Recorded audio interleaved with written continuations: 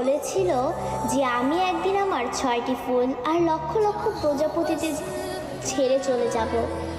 এমন একটা দিন আসবে যেদিন আর্মিদের মাঝে সকালে ঘুম থেকে উঠে আর্মিরা ফোন হাতে নিয়ে মনে পড়বে যে আজ বিটিএস এর লাস্ট কনসার্ট বা আজ তাদের ডিসব্যান্ড হওয়ার দিন। আর্মিরা আমাদের 7 রাজাকে হারাবো।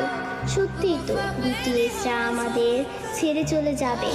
এমন একটা দিন আসবে যেদিন আমাদের ওর উপরে প্রেরণামূলক কথা বলার জন্য বা আত্মবিশ্বাসী গড়ে তোলার জন্য আরেম থাকবে না, নিজের প্রশংসা নিজে করানোর জন্য জিন থাকবে না, আমাদের স্যাড কিং সুকা থাকবে না, একটা মুচকি হাসি দিয়ে সকলকে হাসানোর জন্য যেই হোক থাকবে না, ক্যামেরার সামনে আর্মিদের সাথে ফ্লাইট করার জন্য জিমিন থাকবে না।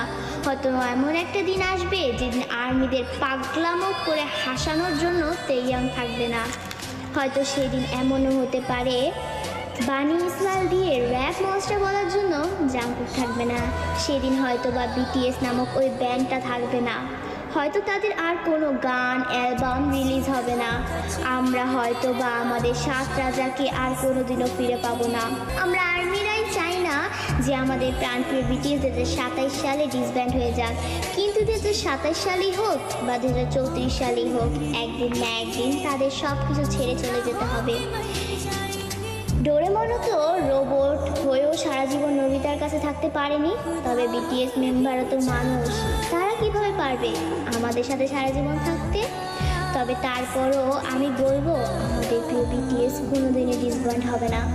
তারা আমাদের হৃদয়ের মাঝে চিরকাল থাকবে। দিন শেষে একবার আমাদের